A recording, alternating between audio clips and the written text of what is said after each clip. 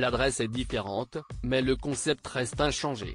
Pour les 20 ans de 93 Faubourg Saint-Honoré, Thierry Ardisson prépare une édition spéciale du programme qui le verra dîner en compagnie de Gérard Darmon, de Muriel Robin, d'Anne Lenaine, de Laurent Baffy, de Franz-Olivier Gisbert, de Bertrand Chameroy et de sa compagne, Audrey Crespo-Mara.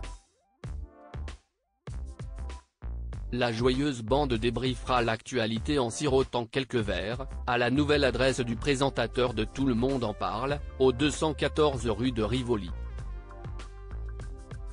En deuxième partie de soirée, la chaîne diffusera un best-of de l'émission, duquel ont été exclues les scènes incluant l'humoriste Pierre Palmade.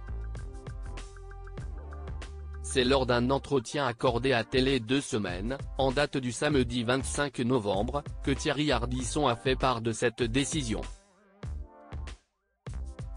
On l'a coupé et j'en suis content, a-t-il assuré à nos confrères. On va au maximum de la déconnade car je suis un esprit libre, mais là, attention, il a tué quelqu'un. Ces propos ont été tenus par l'animateur alors que l'humoriste était toujours mis en examen pour blessure et homicide involontaire.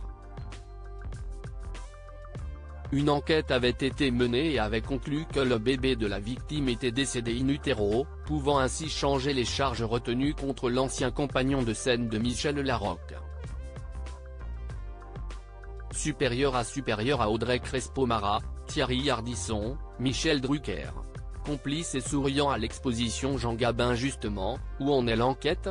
Il y a 2 semaines, nos confrères de RTL rapportaient que la juge d'instruction du tribunal judiciaire de Melun en charge des investigations a rendu son avis de fin d'information, en date du 10 novembre.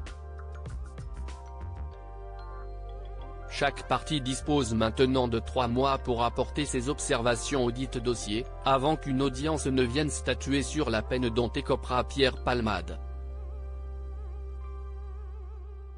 Nos confrères soulignent également que l'étude de ce dossier pourrait revoir la qualification des charges retenues contre l'humoriste.